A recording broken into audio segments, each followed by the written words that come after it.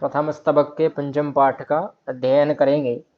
इस स्तवक के अंतर्गत, इस पाठ के अंतर्गत हम हलंत स्त्रीलिंग शब्दों का अध्ययन करेंगे। हलंत स्त्रीलिंग शब्दों से आप अर्थ जानते ही हैं। हलंत का मैंने उस दिन अर्थ आपको बता ही दिया था। वे शब्द जिनके अंत में कोई हल आता है, व्यंजन आता है, उन्हें हम हल कहते हैं। ठीक है, आगे चलते हैं। जैसे उदाहरण दिया है, योषित दूरदर्शनम पश्यति। योषित जो शब्द है उसका अर्थ है महिला, है ना। योषित जो है महिला, जो है वह दूरदर्शन को देखती है। योषितौ मेघम पश्यतः, दो महिलाएं मेघ को देखती हैं, बादल को देखती हैं। योषितः दूरदर्शनम पश्यन्ति, बहुत सारी महिलाएं दूरदर्शन को देखती हैं। अगला है श्रग। श्रग मतलब होता है माला। श्रग अस्ति मतलब एक माला है। श्रजौ स्तः दो मालाएं हैं। सृजः सन्ति बहुत सारी मालाएं हैं, है ना। फिर क्या है, अप्सरस शब्द है। अप्सराः नृत्यति, अप्सरसौ नृत्यतः, अपसरसः नृत्यन्ति। एक अप्सरा नाचती है, दो अप्सराएं नाचती हैं, बहुत सारी अप्सराएं नाचती हैं। कुछ और शब्द भी हैं, जैसे वाक शब्द है। वाक मधुरा अस्ति। वाक मतलब वाणी। हाँ जी कहिए। हमको हलंत पहचानने के लिए नहीं आ रहा है, हलंत नहीं समझ पा रहे। क्या समस्या आ रही है हलंत में? देखिए, जो भी स्वर वर्ण आपको पहचान नहीं पा रहे, कहाँ से पहचानते हैं हलंत किसको बोलते हैं? अंतिम वर्ण देखना है उसका। स्वरों को जानते हैं, आ आ ई उ ए रई जो है इत्यादि, री री ए ऐ ओ इत्यादि जो है, उनको हटा दीजिए। बाकी के जितने भी वर्ण बच रहे हैं, का से लेकर ज्ञ पर्यंत जो है ना, हिंदी में जो भी है, संस्कृत को छोड़ दीजिए, हिंदी में ही मान लीजिए, का से लेकर ज्ञ पर्यंत है। उन सभी वर्णों, अगर उनमें से कोई वर्ण किसी शब्द के अंत में दिख जाए तो उसे हम हलंत कहते हैं। जैसे यहाँ क्या है, वाक शब्द है, तो इसमें अंत में क्या दिख रहा है, ककार। का क्या है, एक व्यंजन है, हल है। श्रक भी एक व्यंजन है, उसमें भी अंत में जो ककार है, का है, वह हलंत वाला है। ठीक है। सरित शब्द है, सरित में तकार है, तकार भी अंत में हलंत वाला है। तो जहां हलंत दिखे, लंगड़ा व्यंजन दिख जाए, आधा व्यंजन दिखे जिसमें कोई स्वर ना हो, ऐसे वर्ण, ऐसे शब्द को हम हलंत कहते हैं। आया कुछ समझ में रामचरण जी? जी। वाक मधुरा अस्ति, यानी वाणी मधुर है। देखिए, वाक का विशेषण मधुर है, और मधुर शब्द जो है वह स्त्रीलिंग का प्रयोग में है। देखेंगे आप तो मधुरा लिखा है ना। मधुरा क्यों लिखा है? क्योंकि वाणी शब्द स्त्रीलिंग का है। यदि विशेष्य स्त्रीलिंग का होगा तो विशेषण भी स्त्रीलिंग का हो जाएगा। हिंदी में ऐसा नहीं होता है। हिंदी में विशेषण जो है वह अपना रूप परिवर्तन नहीं करता लिंग के भेद से, पर संस्कृत में रूप परिवर्तन हो जाते हैं। जैसे उसकी मधुर वाणी है, तो वहां वाणी शब्द स्त्रीलिंग का है, पर वाणी जो उसका विशेषण जो है वाणी का मधुर, वह मधुरा नहीं बना, पर संस्कृत में हो जाएगा। तस्याहा मधुरा वाणी, उसकी मधुर वाणी है। तो वहां पर वाणी शब्द का जो विशेषण है अथवा वाक जो है, उस वाक का विशेषण मधुर हो गया, तो मधुर स्त्रीलिंग का हो गया, इसलिए यहाँ मधुरा का प्रयोग है। वाचौ मधुरे स्तः, वाणियां, दो वाणियां मधुर हैं।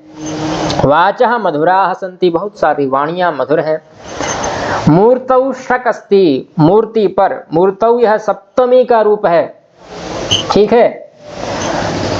जैसे हरि का हरऊ बनता है और मति का मतऊ बनता है ना, ऐसे ही मूर्ति का मूर्तऊ बना, अर्थात सृक मतलब माला, मूर्ति पर माला है। मूर्त्योः सृजौ स्तः, दो मूर्तियों पर दो मालाएं हैं। मूर्तिषु सृजः सन्ति, बहुत सारी मूर्तियों पर बहुत सारी मालाएं हैं। सरित वहति, नदी बहती है। सरितौ वहतः, दो नदियां बहती हैं। सरितः वहन्ति, बहुत सारी नदियां बहती हैं। परिषद भवति, परिषद मतलब होता है सभा, सभा होती है। परिषदौ भवतः, दो सभाएं होती हैं।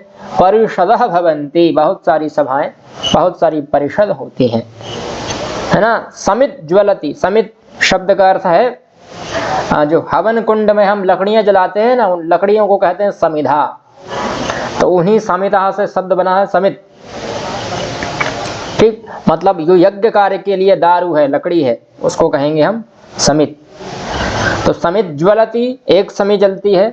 समिधौ ज्वलतः, दो लकड़ियां जलती हैं। समिधः ज्वलन्ति, बहुत सारी यज्ञ कार्य की लकड़ियां जलती हैं। दिक् शून्या भवति, दिक् शब्द मतलब दिशा, दिशा शून्य होती है, यानी वहां दिशा समाप्त हो रही है।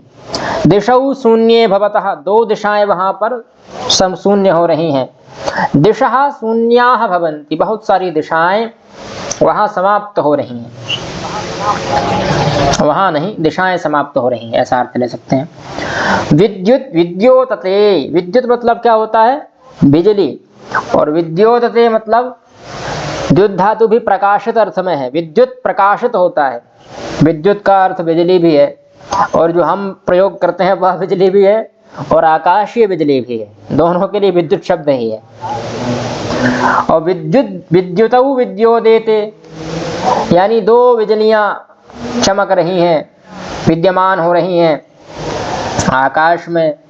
विद्युतः विद्योतन्ते, बहुत सारी बिजलियां चमक रही हैं, स्थिर दिख रही हैं, विद्यमान हो रही हैं। नीचे वही लिखा है, स्थूलाक्षरैः लिखितानि पदानि हलन्त स्त्रीलिंग शब्दानां प्रथमायाः रूपाणि सन्ति। नीचे ऊपर लिखे हुए जो वर्ण हैं, शब्द हैं, उन शब्दों में जो स्थूलाक्षर मोटे अक्षरों से लिखे पद हैं, वह हलंत स्त्रीलिंग शब्दों के प्रथमा एक वचन का रूप है। कुछ शब्द रूप दिए हैं अब आपके लिए, जैसे सबसे पहले दिया त्वच। त्वच शब्द का बहुवचन क्या है? त्वचः। और बहुवचन में अंत में क्या वर्ण दिख रहा है? च, इसलिए है चकारांत है। मूल शब्द क्या है? त्वच। तो त्वक, त्वचौ, त्वचः, ऐसे रूप बनेंगे उसके। उसी प्रकार से वाक शब्द है, वाक का क्या बन रहा है? वाक, वाचौ, वाचः, है ना। बहुवचन में वाचः है, अंतिम वर्ण क्या है? च, इसलिए चकारांत शब्द हुआ। फिर सृज शब्द है, सृज का बना श्रक, सृजौ, सृजः, इसके भी बहुवचन के अंतिम वर्ण जा है, इसलिए जकारांत है।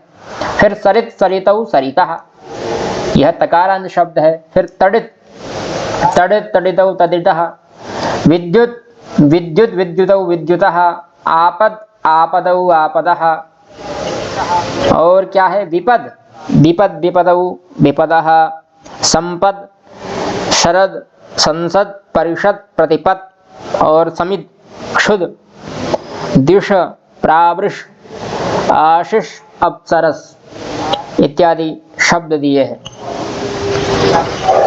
ठीक है, फिर यहाँ जी 2 मिनट और कुछ देख लेते हैं, कुछ हो पढ़ाने लायक। और ये सब जहाँ पर है ये सब आप देख लीजिएगा। इनमें से कुछ शब्द ऐसे हैं जिनका अर्थ जानना चाहिए। जी